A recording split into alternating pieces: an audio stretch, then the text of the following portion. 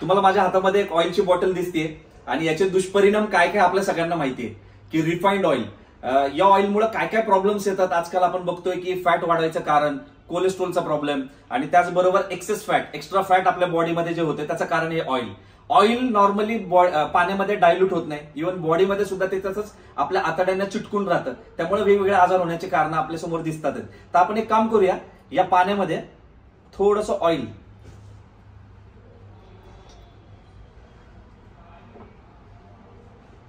यामध्ये आपण थोडंसं ऑइल टाकले, अजून थोडं टाकूया.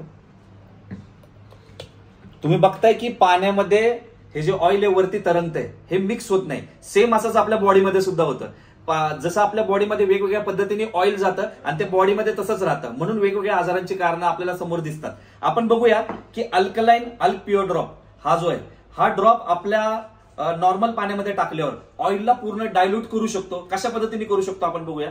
यामध्ये आपण अल्कलाइन ड्रॉप एक 2-3 ड्रॉप्स टाकून देऊया आणि याला आपण मिक्स करूया. तुम्ही बघताय या ठिकाणी संपूर्ण ऑइल डायल्यूट झालेलं आहे याच्यामध्ये. आता हे बॉडीमधून आपल्या फ्लश आउट होऊ शकतं, जे की आपल्या बॉडीमध्ये अगोदर साचत होतं. तर हे डिटॉक्स करण्याचं सगळ्यात मोठं माध्यम आहे अल्कलाइन, हे आपला जो ड्रॉप आहे.